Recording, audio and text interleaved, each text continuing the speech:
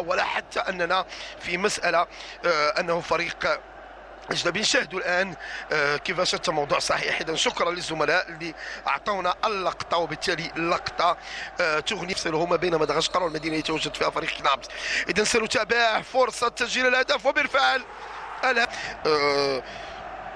لو سيركوي اللي قام به او المدار اللي قام به فريق كنابس كان عن طريق اسطنبول التركيه، ومن اسطنبول توجه الى المغرب. وبالتالي كما قلت بانها رحله ستكون فعل حسنا الوداد بانه غتني ركني الان لصالح فريق الوداد البيضاوي. كترفع كره عاليه ومحاوله ضربه راسيه، الكردي كيرفع كره والهدف الثاني هجوميه.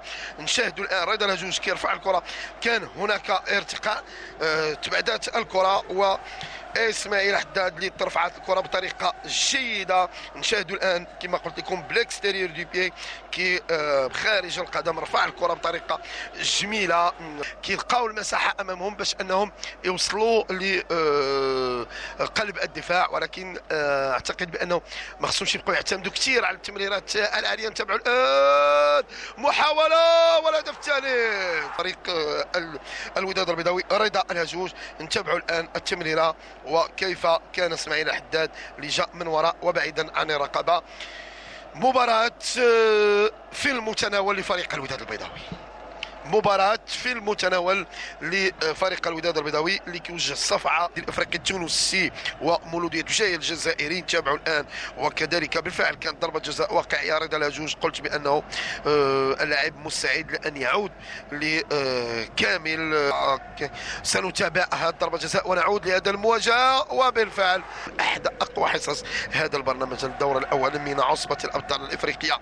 كنت اقول العديد من المواجهات القوية، ذكرت بانه النادي الافريقي التونسي وبجاي الجزائري كذلك عنوان قوي.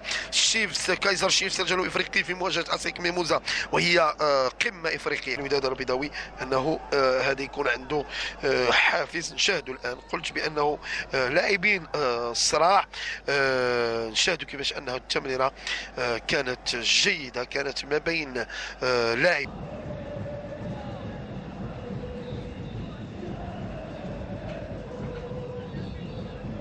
جوج تبقى عليه حراسه لاصقه. مثل بهذا تغيير المراكز اللي يمكن انه يخلق فرصه، واونداما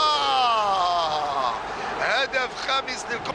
واخيرا قلت بانه منذ دخول فابريس اونداما تمنيت ان تكون بصمه ولي ثقه كبيره، ومعجب بهذا اللاعب فابريس اونداما الكوكولي رغم ما مر به من مرحله فراغ و